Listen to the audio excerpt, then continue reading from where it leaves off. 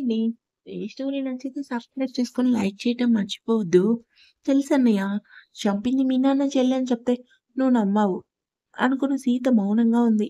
ఆమె సైలెంట్ అవ్వడం చూసిన శౌర్య, సీతకి నిజం ముందే తెలుసనుకోని, తెలిసి కూడా ఎందుకు ఎవరికీ నిజం చెప్పకుండా దాచావు అంటాడు. నేను నిజం చెప్పినా ఎవరు నమ్మరన్నయ్య. ఎందుకు? చంపింది మా నాన్న ప్రసాద్ చెల్లి పూజ అన్నా? సూటిగా శౌర్య అనగానే సీత షాక్‌గా చూసింది. చెప్పు సీత. అది అన్నయ్య, నాకు కొంచెం తలనొప్పిగా ఉంది. ఆయన ఛాంబర్‌లో రెస్ట్ తీసుకుంటాను. తప్పించుకోవాలని చూస్తున్నావా సీత? అలాంటిదేం లేదన్నయ్య. నువ్వు ఆల్రెడీ నీ ఫ్రెండ్ నవ్య హెల్ప్ తీసుకొని నిజానిజాలేంటో తెలుసుకున్నావు. రామ్ పర్మిషన్ అడిగే తన్వి విషయంలో నువ్వు ముందడుగు వేశావు. నిజాలు తెలిసాక మౌనంగా ఉన్నావు. ఎందుకు? నేను మౌనంగా ఉంటేనే కదా అన్నయ్య మా బావ ప్రాణాలతో ఉండేది. ఏం మాట్లాడుతున్నావు సీత? అవునన్నయ్య. నిజం ఎవరికైనా చెప్తే మా బావని చంపేస్తానని ప్రసాద్ అంకుల్ భయపెట్టారు. అందులో మా బావ తప్పు లేదని నాకు ముందే తెలుసా అన్నయ్య. కానీ కావాలనే ఈ విషయంలో ఇరికించారు. ఈ విషయం నీకు ఎలా తెలుసన్నయ్య? భయంగా ఉంది సీత. అన్నయ్య, నువ్వేనా ఇలా మాట్లాడుతుంటే? ఆ! రామ్ దగ్గర ఏ విషయం దాచను నేను. ఇంత పెద్ద విషయం చెప్పాలంటేనే భయమేస్తుంది. కానీ చెప్పకుండా ఉండలేను. చెప్పి తీరాలి. నిజం తెలిసాక రామ్ పరిస్థితి ఊహించుకుంటేనే భయంగా ఉంది మా. అప్పటి వరకు నార్మల్‌గా ఉన్న సీత శౌర్య మాటలకి ఆమె మైండ్‌తో పాటు మనసు కూడా డిస్టర్బ్ అయింది. తప్పు చేసిన వాళ్ళు మా ఇంట్లో దర్జాగా తిరుగుతున్నారు. ఏ తప్పు చేయని ఆది శిక్ష అనుభవించాడు. ఎవరిని వదిలిపెట్టనమ్మా. తప్పు చేస్తే అయిన వాళ్ళైనా కాని వాళ్ళైనా సరే నా దృష్టిలో శిక్ష పడాల్సిందే. అన్నయ్య, నా బాధ ఎందుకో తెలుసా? ఎక్కడ రామ్ నన్ను తప్పుగా అర్థం చేసుకుంటాడని భయంగా ఉంది అంటాడు. ఆయన ఎలాంటి వారో నీకు తెలీదా అన్నయ్య? తెలుసుమా. కానీ తన్వి కోసం నీకు పెద్దగా తెలీదు. తన మనస్తత్వం, అమాయకత్వం, సాయం చేసే గుణం అన్నీ రామ్‌కి నాకు చాలా ఇష్టం. ముగ్గురం ఎంతో స్నేహంగా ఉండేవాళ్ళం.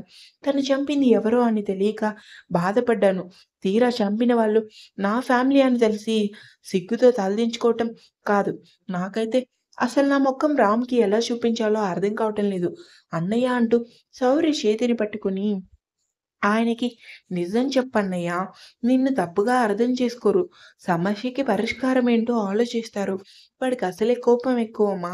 నిజం తెలిసాక వాడు ఎలా రియాక్ట్ అవుతాడని ఊహించుకుంటేనే భయమేస్తుంది. ఒకప్పటి రామ్ అయితే కాదన్నయ్య. ఆయన చాలా మారారు. కళ్ళ ముందు నిజానిజాలేంటో తెలుసుకునే ఆయన అన్నీ ఆలోచించి మాట్లాడతారు. నువ్వు ధైర్యంగా ఆయనకి నిజం చెప్పన్నయ్య. చెప్తానమ్మా. రామొస్తే నేను లంచ్‌కి ఇంటికి వెళ్ళానని చెప్పు. ఎందుకన్నయ్య? మాతో కలిసి తిందువు. లేదు మా, ఇంటికి వెళ్ళి అమ్మ ఒడిలో కాసేపు పడుకుంటే కానీ సెట్ అవ్వలేను. ఒక గంటలో వచ్చేస్తాను. వాడికి నిజం చెప్పడానికి ధైర్యం కావాలి కదా! సరే అన్నయ్య అని కాసేపు శౌర్యతో మాట్లాడి రామ్ ఛాంబర్‌కెళ్ళింది సీత. వెళ్తున్న సీతను చూసి పిచ్చి సీత, నా బాధ నిజం ఎలా చెప్పాలని కాదు. నిజం చెప్పాక రామ్ నువ్వు లేకుండా ఉండగలడా అని. భగవంతుడా! ఇప్పుడిప్పుడే వాడి జీవితంలోకి సంతోషాలనిస్తున్నావు.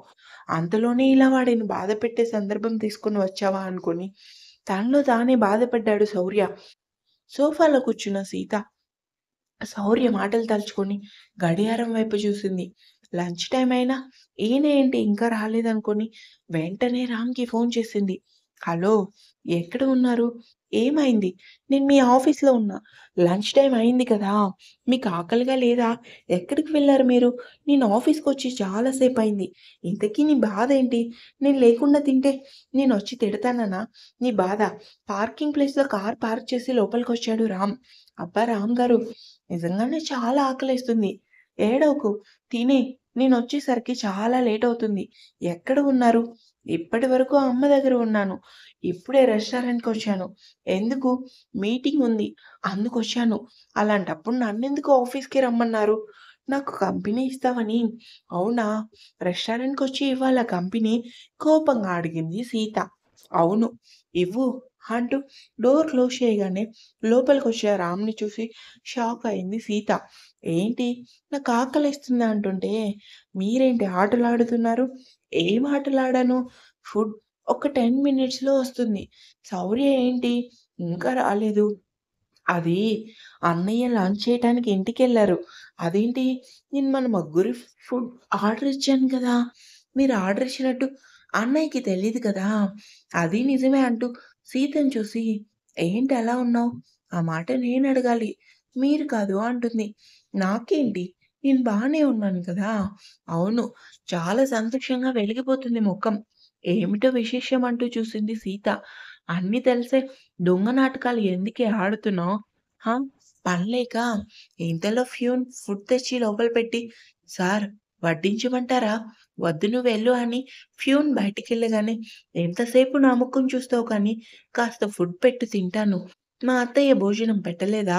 నేను మాట్లాడిన మాటలకి అందరూ షాక్‌లో ఉన్నారు సీత. ఇంకా కోలుకోటానికి టైం పడుతుందని నేనే వచ్చేసాను. ఎలానో నా కోసం నా భార్యమని వెయిట్ చేస్తుంది కదా! అంత నమ్మకం ఏంటో! నువ్వు పెడితేనే కదే నేను తినేది అంటూ సీత కళ్ళలోకి చూశాడు రామ్. ఎందుకో అతని చూపుల దాడి తట్టుకోలేక మౌనంగా తలదించుకొని, "చేతులు కడుక్కోండి. భోజనం వడ్డిస్తాను" అంటుంది సీత. "ఆ! నువ్వు కూడా తిందువురా" అంటూ హ్యాండ్ వాష్ చేసుకొని చైర్‌లో కూర్చున్నాడు. టేబుల్ మీద పెట్టిన ఫుడ్ ఓపెన్ చేసి అతనికి అన్నీ వడ్డించి, "అసలు అత్తయ్య ఎందుకు షాక్‌లో ఉన్నారు? తిను చెప్తాను" అంటాడు. "అబ్బా! ముందు చెప్పండి" అంటూ తనకి భోజనం పెట్టుకొని రామ్ కేసి చూసింది. "నీతో నైట్ చెప్తానన్నాను కదే! అదే విషయం మాట్లాడాను. మన ఫ్యామిలీ కలిసి ఉండాలన్న నాన్న, అమ్మని ఎదురుగా కూర్చోబెట్టి మరీ అడిగాను. అవునా? మరి ఏమన్నారు? ఎవరు ఏం మాట్లాడలేదు" అంటూ జరిగిన విషయం చెప్పాడు రామ్. "ఏంటి? నైట్ అనుకున్న విషయాన్ని అప్పుడే చెప్పేసారా?" "ఆ! సీత" అంటూ తింటున్న వాడల్లా ఆగి మౌనంగా ఉండేసరికి "ఏమైంది రామ్ గారు?" "సీత ఇప్పుడిప్పుడే నా పెదవులపై చిరునవ్వొస్తుంది. ఒక రకంగా దానికి కారణం నువ్వే. ఒక్క మాట అడుగుతాను. నిజం చెప్తావా? ఏంటి రామ్ గారు నా పెదవులపై చిరునవ్వు ఇలానే ఉంచుతావా?" అతని మాటలకి చివ్వున తలెత్తి కంటి నిండా నీళ్లతో చూసింది సీత. "చెప్పు సీత ఏం మాట్లాడుతుంది?" సీత శౌర్య నిజం చెప్పిన తర్వాత అతని పెదవులపై నవ్వు. ఏంటి ముఖంలో సంతోషం కూడా అనేది ఉండదు అని. "చెప్పవే" అంటూ రామ్ చూసేసరికి ఉంచుతాను. ఆమె మాట ఎంతో సన్నగా, మెల్లిగా వచ్చేసరికి ఎందుకు మాట గొంతు నుంచి కాకుండా నూతిలో నుంచి వస్తుంది. "ముద్ద దిగడం లేదు రామ్‌గారు" అని సీత అనగానే, "అరె! ఏమైందే? మెల్లిగా తిను. నీ తిండి నేనేం తిననులే" అంటూ ప్రేమగా ఆమె నెత్తిన చిన్నగా తట్టేసరికి సీత అలానే చూస్తూ ఉండిపోయింది. ఇంకా ఉంది. ప్లీజ్ స్టోరీ నచ్చితే సబ్స్క్రైబ్ చేసుకొని లైక్ చేయటం మర్చిపోవద్దు.